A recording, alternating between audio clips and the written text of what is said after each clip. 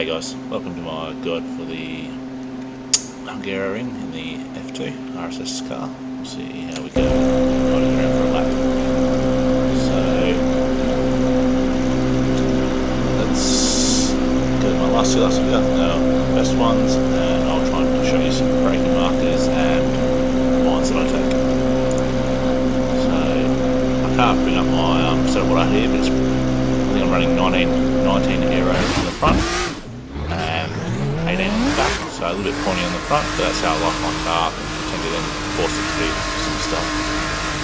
Anyway, so come down the front straight.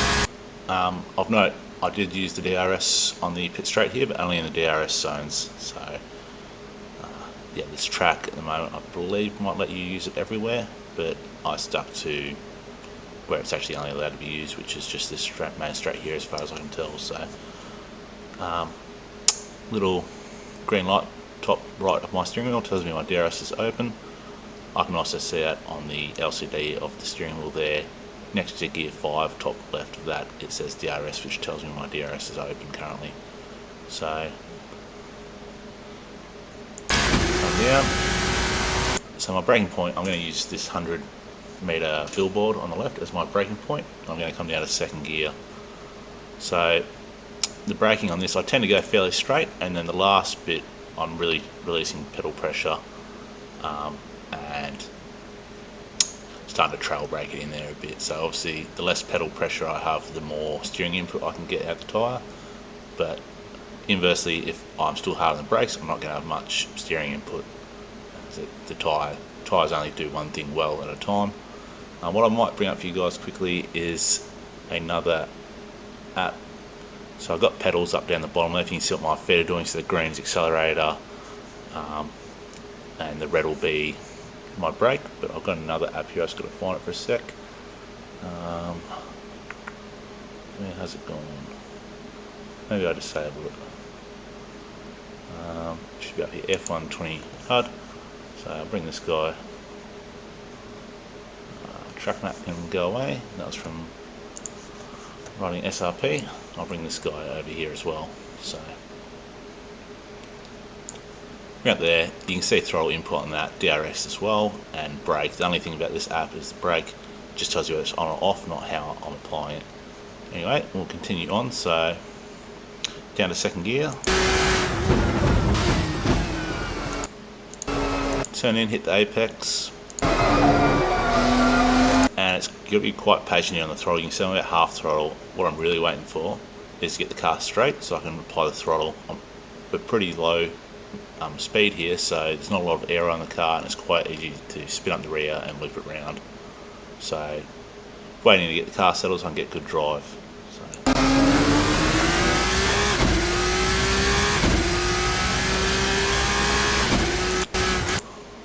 So just go back a tad. So coming up to here, we're going to hit fifth gear, get across the right hand side of the track, and I'm going to brake around the 50 to 60 metre mark, so just before the 50 board or at the latest at the 50 board. I'm coming back down to second gear again.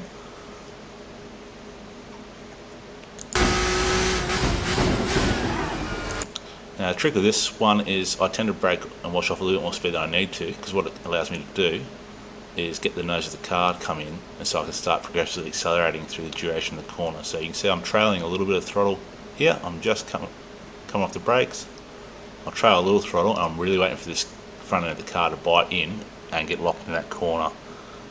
If I don't come off the throttle enough, what's going to happen is the car will just continue to push at the front, scrub, and it will seem to take me forever to get around the corner because I just can't get the front end in.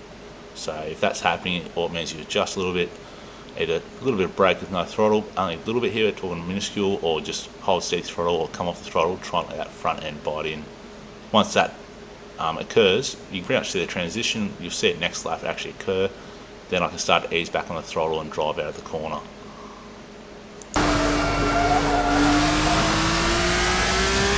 Try and get the car back across the left as much as you can, but it's not the be or end all here. From about mid-track here, this next right-hander is flat out. You can take it flat out if you're only sort of midway across here, because if you try and get too far left, you might leave your turn in too late and you run wide, end up on the curb on the exit of this next right-hander and spin out. but it's effectively a flat out corner. Getting it flat is one thing. Once you're comfortable getting it flat, the next thing to work on through it is getting it flat with the least minimum steering input. The more steering input you have is more speed you're scrubbing off the car. So the less steering input you can get through it, and smooth application of the steering means you're going to carry higher speed through it. And you'll see that reflected in like T delta. As you have a good run through there, you might pick up half a tenth or even a tenth if you've done it badly the lap before, just because you have a smoother run through there where you're not scrubbing speed. So flat chat through here.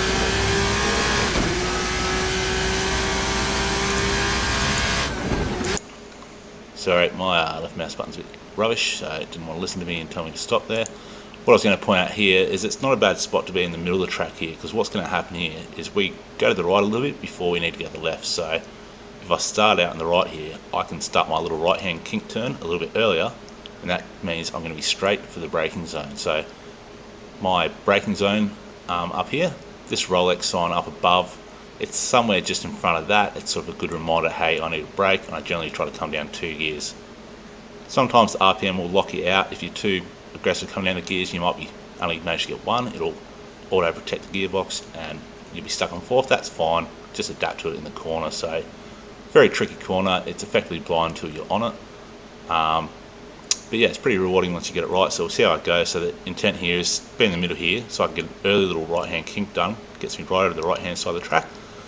I hit that Rolex sign, I'm on the brakes, down 2 gears, pitch it in left, try and hit the inside curb with my left wheel and get back on the power. We'll see how we go.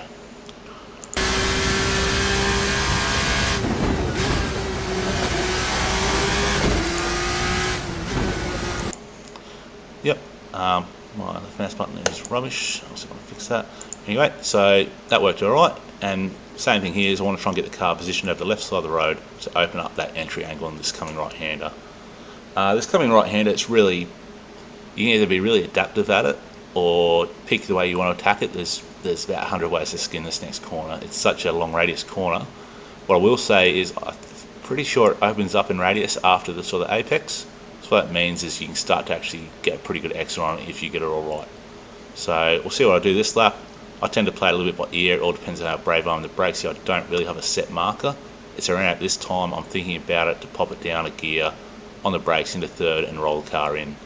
So, but it's always on my mind, if you get the car tucked in, you can start to feed that throttle back on from mid-corner and really get some speed pushing out the other side. Just from the laps I did just tonight, it's actually a lot of time can be made on this corner if you get an excellent, like a really good exit out. Like I'm talking 4/10 up to 7/10 of a second, so huge time to be made. So we'll see how I go on it. I'm not sure, can't remember which way I do it, but we'll have a look. So yeah, pitch down to third. Car's understeering a bit, so just have to stick with it there. So you can see it was quite understeering. I stuck with it. It wasn't the quickest way through there, but I still got through all right. So this lap I'm on here, I believe, will be a 31. My next lap, I'll be down in the 30s. So the next lap I get things a bit cleaner. Anyway, coming out of that corner, stick out of the left side of the track here. These braking boards, I'm going to brake about a 60 metre brake board. You can brake at the 50, but it's pretty tight on tolerances then to get it through the next chicane. So I'm going to hit the brakes and I'm going to put it down to second. So my goal for this right and left-hander chicane here is I want to get on the flat part of the curb with the corresponding inside wheel. I don't really want to get to the sausage curb or the raised part, because all it's going to do is unsettle my car. I may do it inadvertently. It's obviously fine tolerances here, and I don't want to carry too much speed through this right-hander, because all that's going to do is upset my exit out of the left-hander and cost me time there. So it's obviously a balancing point. I don't want to go super slow in here because I lose time there, but I don't want to be slow out. So this one's fairly neutral. We'll see how I go.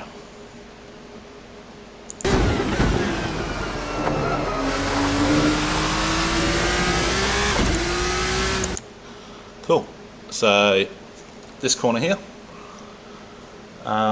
this one, it's the same concept as what we just talked about. I don't want to go fast in this one. This one I definitely don't want to carry too much speed in, because all it's going to do is if I go really quick through this corner, it's going to push me over the right hand side of the track on exit, and it's going to absolutely ruin the next corner for me. I don't have the space, time, or car downforce level, I suppose you'd call it, to be able to get back across to have a very good line through the coming right-hander. So I take this whole next section, these next two corners in third. You can see I'm doing a bit of blend here, so I'm on the brakes, but I'm also trailing a little bit of throttle. It's probably just bad habit, but sometimes I find it also does keep the back in line a little bit more, because it's not a deceleration on the diff, I suppose, having as much effect. You can use that to sort of neutralise that diff if you haven't got your diff set very well, which I don't. I'm not very good at setting up cars. I tend to drive around problems or adapt to a technique to suit the car. I'm not very good at making the car adapt to me, so outside of some general gear change stuff or aero level stuff and occasionally messing around with something like ride height, I don't really know what I'm doing, but I'll get the car somewhere that feels okay to me, and it doesn't take much to do. It's just a little bit aero fiddling, and then I start to learn the car, learn how to drive it, and learn if I can make it do things in certain corners to get an extra gain and stuff like that. Anyway, back onto this lap. So I'm going to pitch in third, and what I'm going to do is not have too much speed on the exit, because I need to stay at the left hand side of the track to set up the upcoming right hander. So and I'm going to do the same here. I'm going to blend a bit. This next corner, it's quite frustrating at times. Is you want to go quick through it, you want to come in quick on the entry, but I think the entry is a little bit slower than the previous corner. And if you do take it a little bit easy in, it's amazing how much quicker out of this thing you are. And that's quite a big thing. This corner is quite important, because after this corner, we've got a flat out little period coming out. So exit speed is going to become very important for lap time coming out of this corner. So we'll see how I go through it. But I carry third through it, and then I try to get on the power and drive it out. You'll feel it in the car once you get the car hooked in. If you go too fast in, you're going to scrub the front. It's not going to grip. You're just going to feel like you're understeering through the corner, and you can't get on the throttle for ages. And it just keeps costing you time down the whole next little straight and through the next left-hander, which is a flat-out corner. So next left-hander after this, I'll not pause. And then we're on the entry into the fast right-hander. So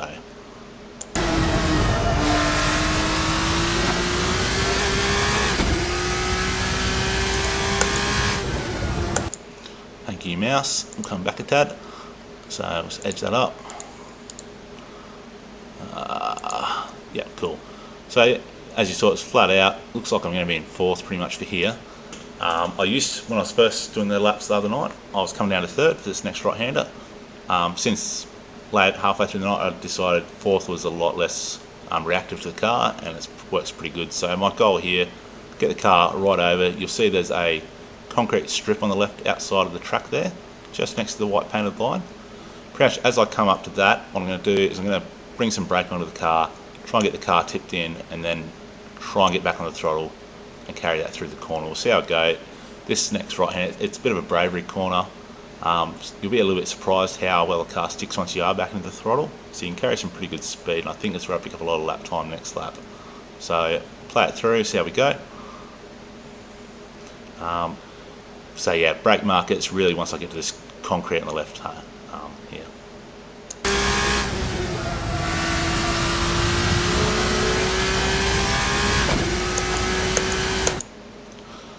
Cool.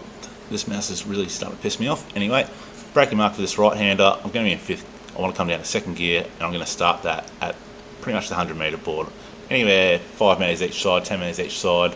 I'd say 90 metres is going to be, you're going to go deep and ruin the corner, but you'll still make it through fine. You just won't be the quickest.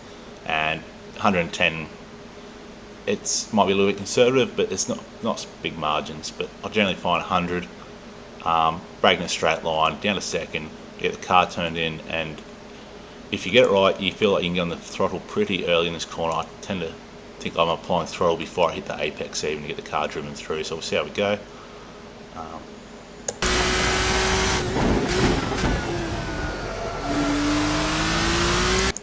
Cool. So yep, exit out of there, and I'm going to get the car over to the right. So pretty tricky little braking point coming up. The road has a ridge pretty much effectively across it, and that's my braking marker. I tend to try and brake either just before it or just on it. I find if you try to brake after it, the car gets a little bit light over there, and it just decreases your braking performance and ruins your entry into this upcoming long radius left-hander. So the next left-hander I'm going to take in second.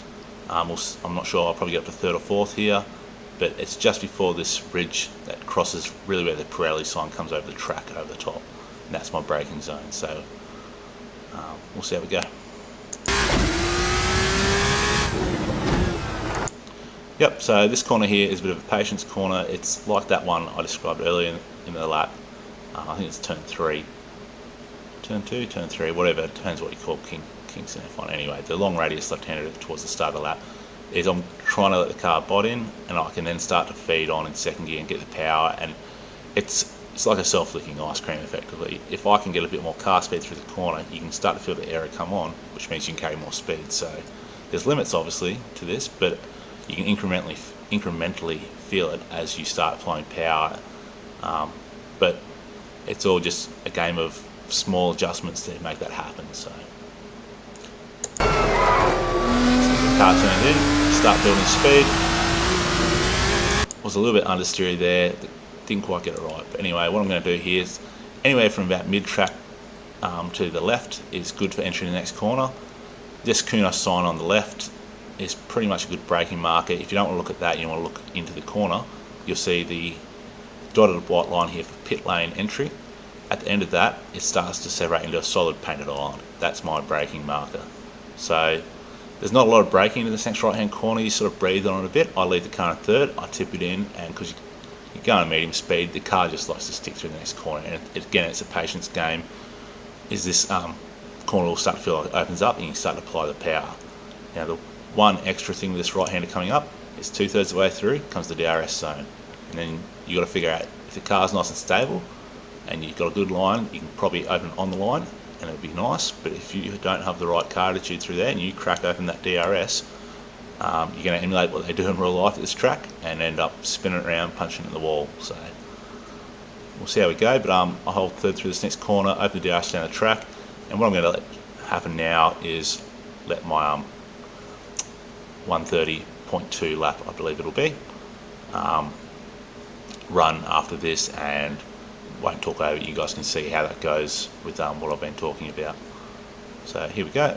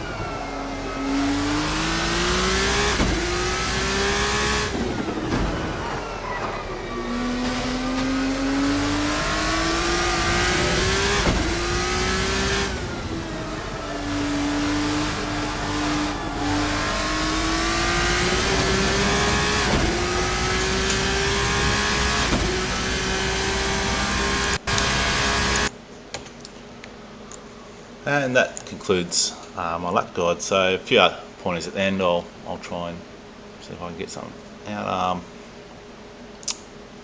Rightio. So this guide, I hope it gets you in the ballpark, and that's probably all you can really get from it. Is it's not going to get you my exact time, but what I hope it does is it'll get you down to say 132, 133, something like that. It just gives you areas to start like a baseline to work off, and What you do from there is it's trial and error. It's not big trial and error. So because you got your baseline, you just start thinking, well, what happens if I brake 5 meters later into that corner, or I try and carry 5 k's extra speed than I did the last lap, or I want to get on the power 5 meters earlier on the exit. Like they don't need to be big changes. So it's not like, all right, I broke at the 100. Let's see if I can break at the 50 and just throw it in. Next thing I'm in the wall with a bent car. So you may end up at the 50-meter mark, but you've gotten there generally through a progression. You step in that corner 10 meters at a time or something like that. Like you just keep working a little bit by a little bit, and you'll be surprised how quick your lap comes down.